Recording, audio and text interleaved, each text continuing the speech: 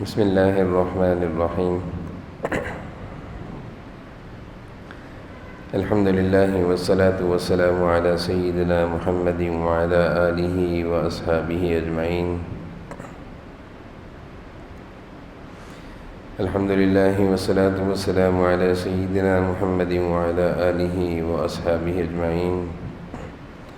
اما بعد فاعوذ باللہ من الشیطان الرجیم. بسم اللہ الرحمن الرحیم. ورضوان من اللہ اکبر ذلک هو الفوز العظیم. صدق اللہ مولانا العظیم. اللہم صل علی سیدنا مولانا محمد وعلی آل سیدنا مولانا محمد وبارک وسلم. اللہم صل علی سیدنا مولانا محمد وعلی آل سیدنا مولانا محمد وبارک وسلم. میرے قابل احترام بزرگوں اور عزیز بھائیوں،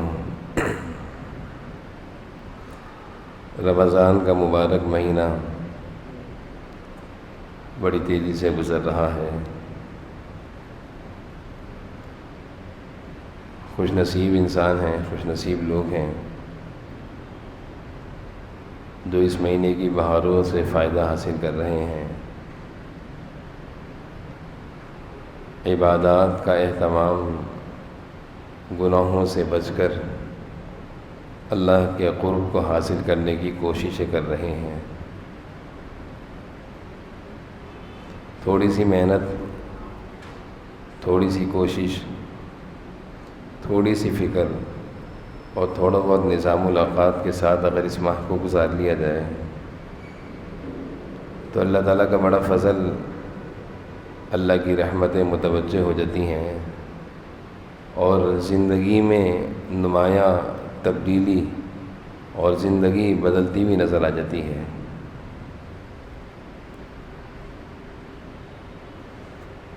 ماہ رمضان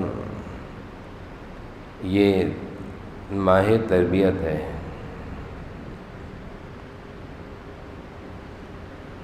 رمضان کی عبادات کے اہتمام کی برکت سے قدرتی طور پر اللہ تعالیٰ کچھ ایسی خوبیاں انسان کے اندر پیدا کر دیتے ہیں، ایسی اچھائیاں جو بہت زیادہ مجاہدات سے حاصل ہونی تھیں، لیکن رمضان کی برکت اور عبادات رمضان کے اہتمام کی برکت سے اللہ تعالیٰ ایسی بہت ساری عادات، خوبیاں انسان میں پیدا کر دیتے ہیں.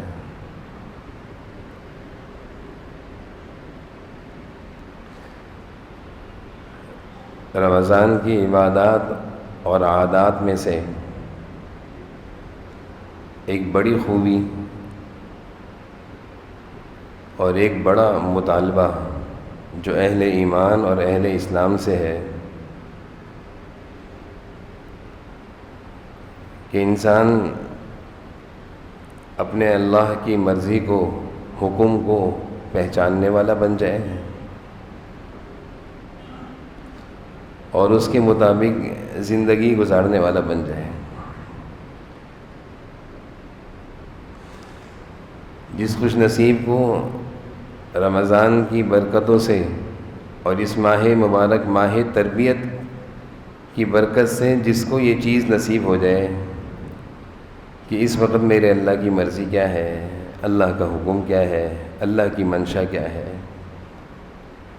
یہ سمجھنا آ جائے اس کو، یہ جاننا آ جائے اس کو اور اس کے مطابق پھر عمل شروع کر دے، تو یہ بڑی خیر اور بڑی کامیابی اس کو حاصل ہو گئی.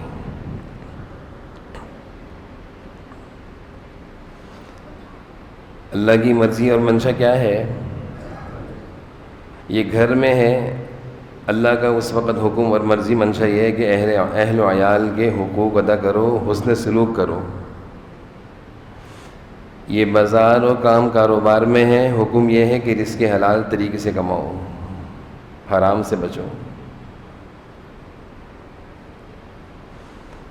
نماز و عبادات کا وقت ہے، حکم یہ ہے کہ عبادات کو وقت پر احسن طریقے سے ادا کرو.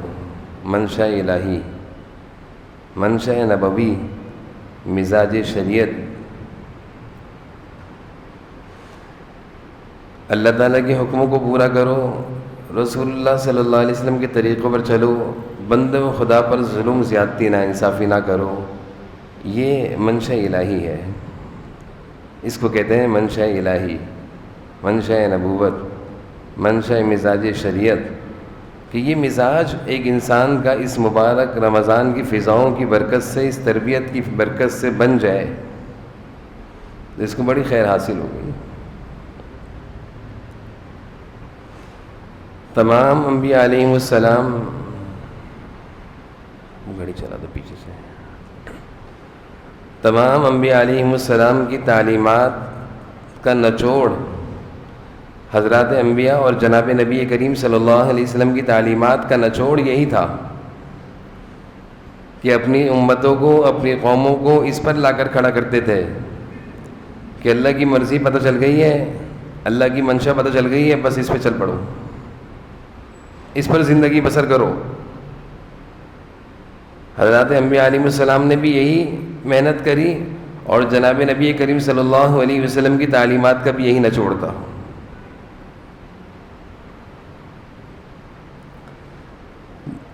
جب تک انسان اپنی مرضی اور اپنی مزاج پر چل رہا ہوتا ہے، وہ کہنے کو دیندار ہوتا ہے، میں شریعت پر بھی عمل کر رہا ہوتا ہے، یہ کہتا ہے میں شریعت پر عمل کر رہا ہوں، میں بھی تو دیندار ہوں، لیکن تو شریعت پر تو عمل کر رہا ہے، لیکن شریعت کو تو نے اپنی شریعت بنایا ہوا ہے، یا شریعت کو اپنے مزاج کے تابع بنایا ہوا ہے، اس لیے تجھے دین کی برکتیں نہیں مل رہی، اللہ کی رحمتیں نہیں مل رہی.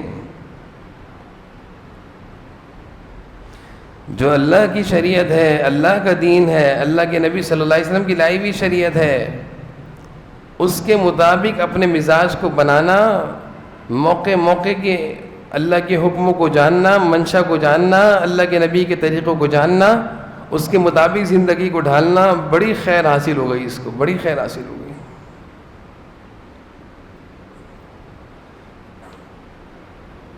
حضرت ابراہیم علیہ السلام ہیں، چھوٹا سا معصوم سا بچہ ہے، بیوی ہے حضرت حاجرہ. منشا الہی اور حکم الہی یہ ہوا کہ ان کو لو، شام سے لے کر چلو، حجاز مقدس، بیت اللہ، مکہ معظمہ اس وقت ویرانہ تھا. قرآن خود کہتا ہے وہ ویران جگہ تھی، وہاں انسان نہیں، زندگی گزارنے کا کوئی سہارا، کوئی ٹھکانہ کوئی نہیں تھا.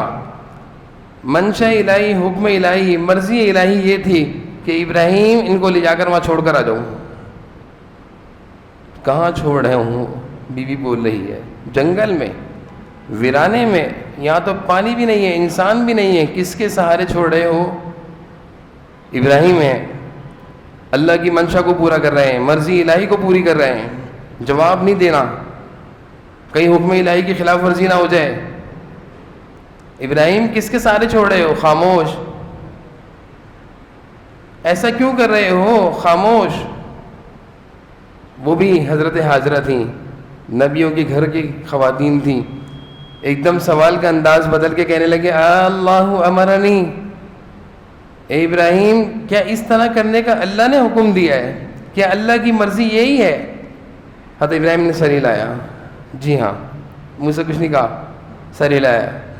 تو کیا کہنے لگیں؟ اذن لا یضیعونی، اگر ہم اللہ کی مرضی اور منشا کو پورا کر رہے ہیں تو اس ویرانے اور جنگل میں بھی وہ ضائع نہیں کرے گا. اس ویرانے اور جنگل میں بھی وہ بے سہارا، بے ٹھکانہ نہیں چھوڑے گا. مانا زندگی کے وسائل اور اسباب کچھ نہیں ہے، لیکن وہ بھوکا نہیں چھوڑے گا. منشا الہی کو پورا کر رہا ہوں. 40 سال کی دعا کے بعد، 40 سال حضرت ابراہیم علیہ السلام دعا کر رہے ہیں، اللہ بیٹا دے دے. 40 سال بعد فرشتے خوشخبری لے کر رہے ہیں، لا توجل انا نبشرک بغلام حلیم. اے ابراہیم بچے کی خوشخبری لے کر آ چکے ہیں، نا امید مت ہو. کتنا ناز و نخرے والا بچہ ہوگا، کتنا پیارا اور لاڈلا ہوگا کہ 40 سال سے اولاد کی تمنا تھی، 40 سال بعد پوری ہو رہی ہے. جب یہ بچہ بڑا ہوا، ابا کی ہاتھ اور انگلی پکڑ کے چلنے کے قابل ہوا، تو پھر اللہ کی مرضی اور منشا اور حکم الہی آ گیا. ابراہیم اس کو ذبح کرو، حکم الہی ہے. بچے کی انگلی پکڑی لے چلے. بیوی سے نہیں پوچھا کروں نہیں کروں. آج تو حکم الہی کو پورا کرنے سے پہلے بیوی سے مشورہ کرتے ہیں نا، بہت سے پوچھتے ہیں، اپنے دوستوں سے پوچھتے ہیں حج کروں نہیں کروں، اعتکاف کروں نہیں کروں، اس حال میں روزے رکھوں نہیں رکھوں. حکم الہی اور منشا الہی اگر دل پہ غلبہ ہوتا تو اللہ سے ہی پوچھتے کہ کروں نہیں کروں، تو جواب بھی آتا اللہ کا دل میں. انگلی پکڑ کے چل پڑے اپنے بچے کی. بچہ نے یہ نہیں پوچھا، بچے کو بتایا کہ بیٹا اللہ کا حکم ہے، اس وقت اللہ کی مرضی اور منشا یہ ہے کہ تیرے گلے پہ چھڑی چلانی ہے. وہ بیٹا بھی نبیوں کے گھرانے کا تھا، وہ تربیت یافتہ بچہ تھا، کمالات والا بچہ تھا. وہ بھی سمجھ گیا کہ اللہ کی مرضی یہ ہے. تو یہ نہیں کہا کہ ابا میں تو چھوٹا سا ہوں، چھری کی تکلیف کیسے برداشت کروں گا، بلکہ کہ یا ابت افعل ما تؤمر، اے ابا اللہ کا جو حکم ہے نا اس کو پورا کرنے میں جلدی کریں، دیر نہ کریں، جلدی چھری چلائیں. یہ کوئی مذاق نہیں ہو رہا، یہ کوئی مذاق نہیں ہو رہا. چھری چلنے کی بات ہو رہی ہے، گلے میں چھری چلے گی. لیکن وہاں مزاج یہ بنا ہوا تھا، وہاں ذہن اور سوچ یہ بنی ہوئی تھی کہ منشا الہی اور حکم الہی، مرضی الہی، مرضی مولا میں ہی میری کامیابی ہے، اسی میں میری فلاح ہے. وہاں یہ مزاج بنا ہوا تھا، اس لیے وہ لوگ کامیاب تھے. بیٹے کو لے کر چل پڑے، یہ ساری آزمائشوں سے گزارا. اللہ نے پہچان لیا میرا بندہ کیا ہے، کس مزاج کا ہے. اللہ نے لقب دیا ابراہیم کو کہ ساری دنیا والوں کے لیے امام ہے، امامت کا لقب دیا. جناب نبی کریم صلی اللہ علیہ وسلم، غزوہ تبوک کا موقع ہے، اس وقت کی سپر طاقت رومیوں سے مقابلہ ہے. اعلان ہوتا ہے مدینہ میں کہ جو بھی گھر میں مال ہے جمع کراؤ، اور سب نے جانا ہے جہاد میں. سارے صحابہ یہ نہیں پوچھ رہے کہ یہ کیا ہو رہا ہے، کہاں جانا ہے، ایسا کیوں ہو رہا ہے. دوڑے لگ گئیں، اپنے گھروں سے جو سامان ملتا اٹھا اٹھا کر لا کر ڈھیر لگا دیے. یہی موقع تھا. حضرت عمر کہنے لگے اس دفعہ میں ابو بکر سے آگے نکلوں گا، اور اپنے گھر کا سارا سامان جمع کیا، آدھا لے کر آ گئے. جناب نبی کریم صلی اللہ علیہ وسلم پوچھنے لگے اے عمر کیا لائے؟ اے اللہ کے رسول سب جمع کر کے آدھا چھوڑا، آدھا پورا اٹھا کر لیا آیا. ابو بکر صدیق نے پورے گھر کی جھاڑو لگا کر لے کر آئے. اے ابو بکر تو کیا لایا ہے، کیا چھوڑا ہے؟ سب لائے ہوں. چھوڑا کیا ہے؟ اللہ اور اس کے رسول کو چھوڑا ہے. منشا نبوت تھی کہ گھر میں جو بھی ہے لے آؤ، ضرورت ہے اس وقت دین کو، ایمان کو. اللہ کی مرضی ہے کہ نکالو. مال لگا رہے ہیں، مال کے ڈھیر لگ گئے. چلو بھائی جانا بھی سب نے، سارے صحابہ جانے کی تیاری میں سب جا رہے ہیں. سب چلے گئے. غزوہ تبوک سے واپس ہوئی. 3 صحابی تھے جنہوں نے شرکت نہیں کری. سچ آپ صلی اللہ علیہ وسلم کی خدمت میں حاضر ہو گئے کہ اللہ کے رسول کوئی عذر نہیں تھا، کاروباری مصروفیات تھیں، کسان تھا، کھجور کی فصل تیار تھی. میں نے کہا کاٹ کے چلا جاؤں گا، اس میں تاخیر ہو گئی، اور کوئی عذر نہیں تھا، میں جھوٹ نہیں بولوں گا. جناب نبی کریم صلی اللہ علیہ وسلم نے فرمایا تم نے مرضی الہی، منشا الہی، حکم الہی کی خلاف ورزی کری ہے. تم یہ سب چھوڑ دیتے اللہ کے حکم کے لیے تو اچھا تھا. اب یہ کہ ہم تم سے بات نہیں کریں گے. سارے مدینے میں اعلان ہو گیا کہ ان دین سے کوئی بات نہیں کرے گا. تنبیہ ہو رہی ہے، تنبیہ ہو رہی ہے، تربیت ہو رہی ہے.